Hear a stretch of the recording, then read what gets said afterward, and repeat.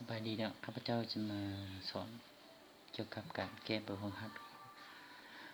กหัดวิชาธรรมศาสตร์ชั้นม .4 เนาะบทที่12ข้อที่2เนาะข้อที่2มาอ่านนำกันเนาะเพิ่นต่อหัวเทียน2ดอกที่1มีความต้าน10 โอห์มและดอกที่2มีความต้าน20 โอห์มซึ่งต่อเป็นตอนสายดังลมนี้ข้อก่อตอนเรียนข้อขอต่อขนานกันมาแก้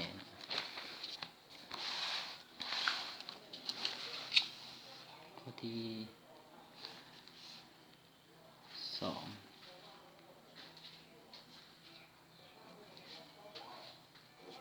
2บทฝึกหัดธรรมศาสตร์ม .4 บทที่12ข้อ2ให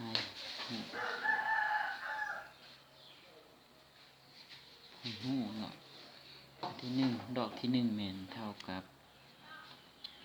ความต้าน1 โอห์มความต้าน1นี่เท่ากับ10 โอห์มความต้าน2เท่ากับ20 โอห์มข้อกอต่อเรียนและความต้านรวมเท่ากับเท่าใดบ่ฮู้เนาะข้อขอต่อขนานเนี่ยความต้านรวมนี้เท่ากับเท่าใดบ่ฮู้เนาะฉะนั้นเฮามาเบิ่งข้อแก้ข้อกอก่อนเนาะข้อกอแก้ข้อกออิงตามสูตรการต่อเรียน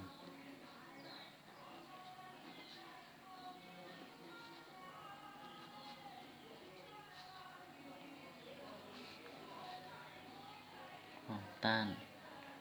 รวมเท่ากับความต้าน1บวกความต้าน2เท่ากับ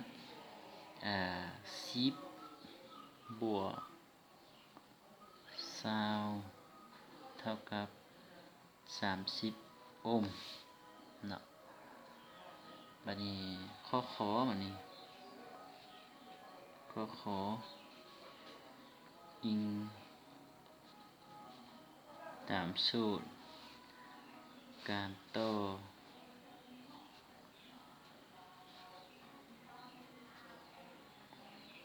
ขนาน1ส่วน r รวมเท่ากับ1ส่วน r 1บวก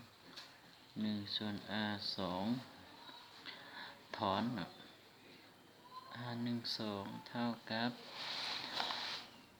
r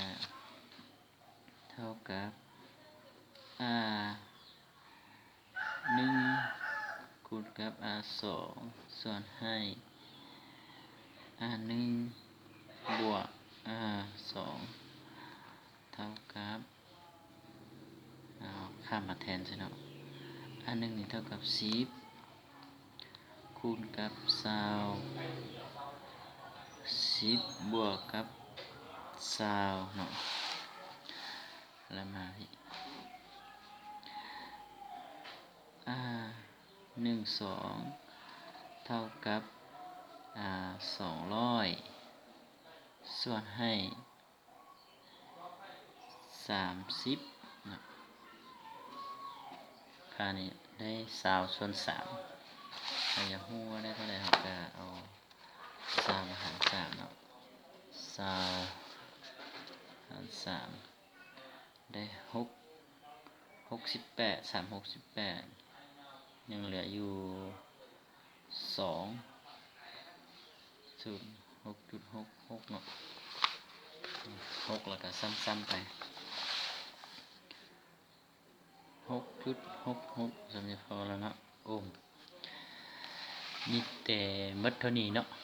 การต่อแบบเหรียญกับการต่อแบบขนานถ้าเราอยากแต้มรูปตึงก็แต้มแบบนี้นะเข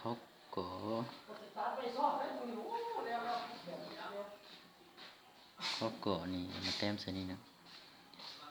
ตัวนี้มันใส่ไฟแยกบอกไฟฟ้า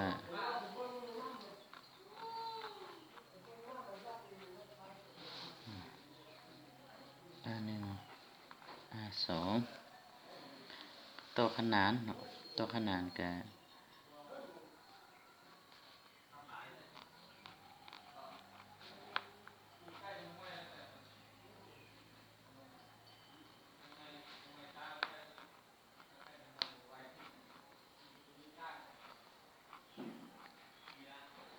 ตัวนี้เนาะตัวนี้แม่นสูตรการต่อขนาน A1 A2 เนาะคันอยากแต้มหูคันแต้มหูแต้มแบบนี้กับต่อเรียนA1 A2 มาต่อเรียนต่อขนานก็เอา A1